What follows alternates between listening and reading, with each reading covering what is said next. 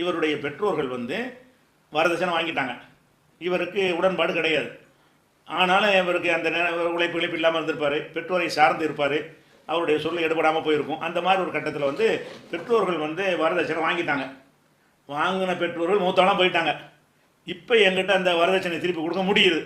அப்படி முடியும் பொழுது என்னுடைய மனைவிட்ட வந்து கொடுத்து இதை வந்து உங்கள் அண்ணன் மாற்று கொடுத்துரு, என்னை தகப்பனார் போயிட்டா அண்ணனுக்கு தானே சேரேன் அப்படிங்கிற மாதிரி ஒரு 1,00,000 ரூபா வந்து வாங்கி அவங்க சொந்த தேவைக்கு பயன்படுத்திக்கிட்டாங்கன்னு சொல்கிறார். அப்படிங்கிறத கொடுத்தால் அப்போ நான் கொடுத்து ஆகணுமா? இதுதான் கேள்வி. பெற்றோர்கள் வரதட்சணை வந்து 2,00,000 ரூபா வாங்கி 1,00,000 ரூபாயை அந்த பெண்ணுக்கு மகளுக்கு நகை நட்டு போடுவதற்கு பயன்படுத்தி கொண்டார்கள். இன்னும் 1,00,000 ரூபாயை அவங்களுடைய சொந்த தேவைகளுக்கு பயன்படுத்தி கொண்டார்கள் என்பதுதான் அவருடைய ஒரு விஷயம். இந்த 2,00,000 ரூபாயை கொடுத்தாங்கிறதுல 1,00,000த்துக்கு நகையை போட்டீங்க, பிரச்சனை இல்லை. இன்னொரு லட்சத்தை சொந்தத்துக்கு யூஸ் பண்ணிட்டீங்க, அதான பிரச்சனை. அப்படி யூஸ் பண்ணீங்கன்னு சொன்னால் அந்த 1,00,000